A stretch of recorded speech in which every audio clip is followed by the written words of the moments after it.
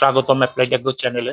সময় তো বৃষ্টি হওয়ার কথা না, কিন্তু হঠাৎ করে আবহাওয়াজনিত কারণে যদি বৃষ্টি হয়ে থাকে তাহলে আপনার গোলাপ গাছগুলিকে বিশেষ যত্নে নিতে হবে।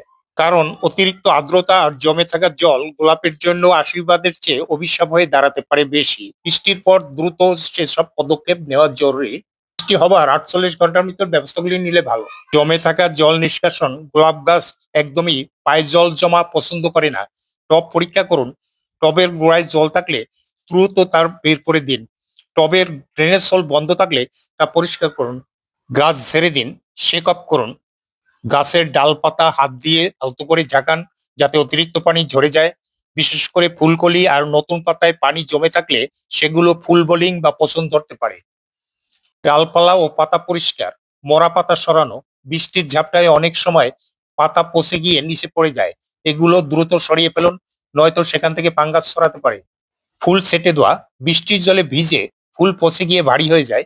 এই আধপচা ও পচা ফুলগুলো ডিহেডিং করুন, সামান্য ডাল সহ কেটে দিন। বৃষ্টির পর খেয়াল করলে দেখবেন কিছু পাতা হলুদ হতে পারে বা কালো দাগ পড়তে পারে। এরকম রোগাক্রান্ত পাতা দেখলে তা ছিঁড়ে দূরে ফেলে দিন বা পুড়িয়ে ফেলুন। সাধারণত ভারী বৃষ্টি হওয়ার পরে দেখা যায় মাটির উপর একটা চটা পড়ে যায়, এটা মাটির গঠনের উপর নির্ভর করে। তাহলে গাছের শিকড় পর্যাপ্ত অক্সিজেন পায় না, গাছের শিকড় রটিং হয় এবং ছত্রাক আক্রমণ হতে পারে। আর সে কারণে মাটির উপরের অংশ হালকা করে কুপিয়ে দিন যাতে বাতাস চলাচল করতে পারে এবং দ্রুত শুকায়।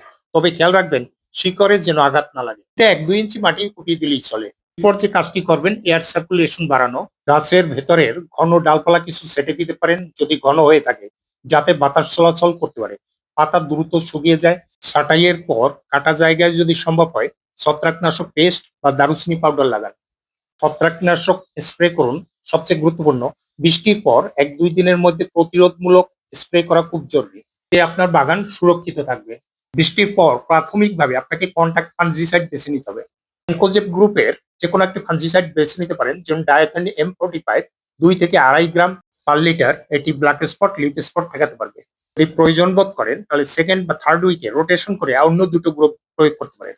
যেমন সেকেন্ড উইকে ক্লোরোথ্যালোনিল গ্রুপ, ওয়েস্ট বেঙ্গলে ক্যাভাস, বাংলাদেশে অ্যাজোনিল।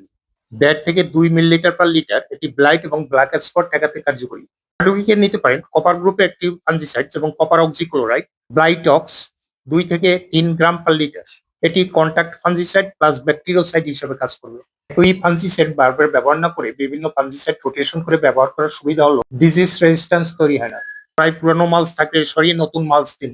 আর্দ্রতা নিয়ন্ত্রণ এবং মাটির স্পোর কম ছড়াবে। বৃষ্টির শেষে কিছুদিন নাইট্রোজেন সমৃদ্ধ সার দেওয়া বন্ধ রাখুন। বাকি ঝুঁকি হলো বৃষ্টি হওয়ার 7 থেকে 10 দিনের মধ্যে কোনো রোগ না দেখলে কেমিক্যাল লাগবে না। ধন্যবাদ।